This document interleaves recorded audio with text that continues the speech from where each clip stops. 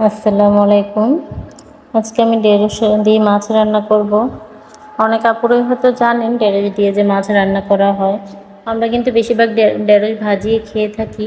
আসলে অনেক আপুরাও কিছু কিছু আপুরা জানে না, যারা আমার মতো গাধা।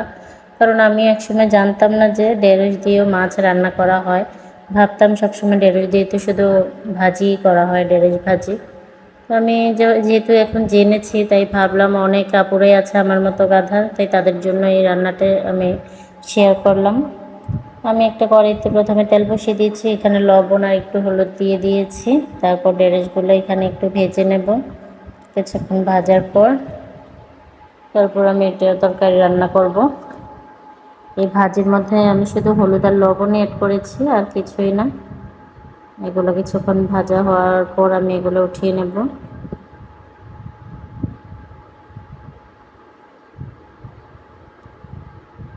আমি মাছটা আগেই ভাজি করে নিয়েছি। তারপর আমি আবার আলাদাভাবে তরকারিটা রান্না করব, তাই আবার তেল দিয়েছি এবং লবণ দিয়ে দিয়েছি। পেঁয়াজ কুচি দিয়ে দিচ্ছি। আমি প্রায় 2টা পেঁয়াজ কুচি করে নিয়েছি, সেটাই দিয়েছি।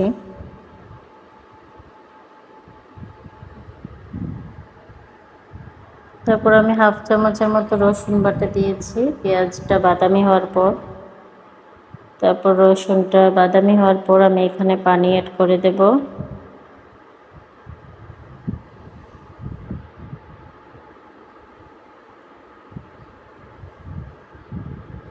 এখানে আমি 1 চামচের মতো হলুদ গুঁড়ো দিয়েছি, 1 চামচের মতো মরিচের গুঁড়ো দিয়েছি। তারপর হাফ চামচ পরিমাণ জিরার গুঁড়ো দিয়েছি, আবার হাফ চামচ পরিমাণ ধনিয়া গুঁড়ো দিয়েছি। মশলাটা ভালোভাবে কষিয়ে আমি এখানে আলু দিয়ে দিচ্ছি। 2টা আলু কেটেছিলাম আমি, সেই 2টা আলু দিয়ে দিয়েছি এবং ভালোভাবে সিদ্ধ হওয়ার জন্য আমি চুলার আঁচ কমিয়ে এটা ঢেকে দেব। এর মধ্যে আলু সিদ্ধ হয়ে যাবে।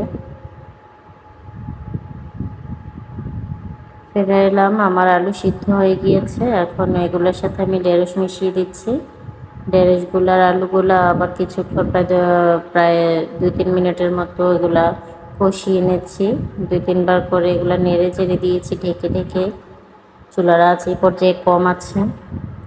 তারপর আমার আলু সিদ্ধ হয়ে গিয়েছে। এখন আমি এগুলা যে পাতিলে রান্না করব এখানে ঢেলে নিয়েছি, আর পানি অ্যাড করেছি। আমি গরম পানি তরকারিতে দেব। আমি তরকারিতে পানি দিয়ে দিয়েছি। আমার তরকারি রান্না হয়ে গিয়েছে। আসসালামু আলাইকুম, সবাই ভালো থাকবেন।